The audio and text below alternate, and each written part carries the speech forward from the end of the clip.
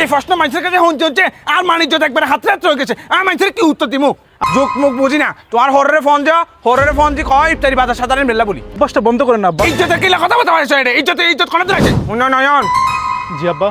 তুমি বিদেশ চুন আসো আয় তোমার সাপ সাপ করি জাগান কইয়ের অতগান তুমি মনোযোগ দি শুনো বলেন তোমার হরের কি কোনো আকল জ্ঞান নাই নাকি কিসের আকল জ্ঞান? এই যে তুই যে বিদেশ চুন আসো একটা রোজার মাজার রোজার কোনো বাজার খরচ আন্ডারে দিল না যে ইউরোপে থাকি যদি ভিক্ষা করা লাগে তাহলে ইউরোপ থাকার মূল্যটা কি? ভিক্ষা করলেও তোমার কবলা কয় ভিক্ষা করলেও কারো কষে নাকি এটাই তো ভিক্ষার মতো বাবা। তোমার কষি যে ফোর বাইতন জিনিসপত্র আনবিল লাই আপনি আমার মান সম্মান ইজ্জত সব শেষ করবেন। কিলে মান সম্মান ইজ্জত ব্যাগ শেষ করি এত কষ্ট করে ইউরোপে থাকি এত টাকা ইনকাম করে যদি ভিক্ষা করা লাগে তাহলে তো দেশে থাকি ভিক্ষা করলেই তো ভালো নাকি? এটা কি ভিক্ষা নাকি এটা ভিক্ষা রুলস না না না, এটা কোনো রুলস না। কিলে আর এটা সে আদি কুসংস্কার বাবা। আর হোর বাইতন আনি তোমরা খাবাই নু এটা ওই যুগ শেষ হয়ে গেছে, এখন এই যুগ এটা চলে না। আমি রাস্তাঘাটে চোখ দেখাবো কিভাবে? যোগ মুখ বুঝি না তোমার হরের ফোন যা হরের ফোন দি কয় ইফতারি বাজার সাধারণ মেলা বলি না আপনার টাকা কি বেশি দরকার? কত টাকা অবশ্যই। দরকার আপনার?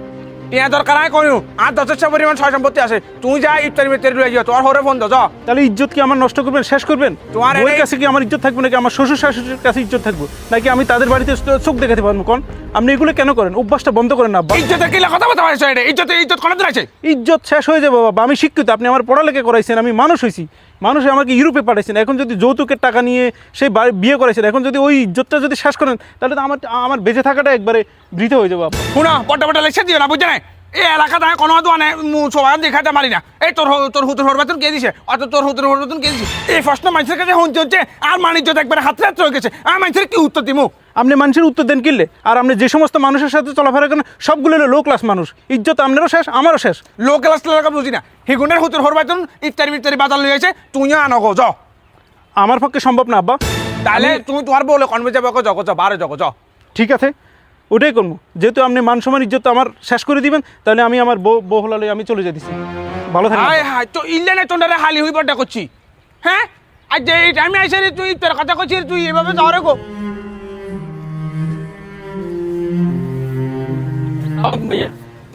কি হয়েছে ভাইয়া, কেমন আছেন? কিসে আপনার মন খারাপ কেন? আরে বলিও না, আমার আব্বা একটা আদিম যুগের মানুষ। আমি ইউরোপে থাকি, এত টাকা ইনকাম করি, এত টাকা পাঠাই, এরপরে বলতেছে শ্বশুরবাড়ি থেকে এই কি ইফতারি এগুলো নিয়ে আসতে। এগুলো কোনো কথা? ইজ্জত থাকে? আরে ভাইয়া আপনি মনে কষ্ট হলে হারবেন না, আমাদের দেশে তো এখন এটা এক ধরনের শিল্পের মতো হয়ে গেছে গো।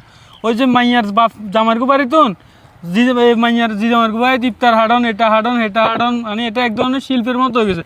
অন একটা কাম করেন, আপনি তো বিদেশ থাকেন, আপনি এগুলো মন টন খারাপ করে হারবেন না।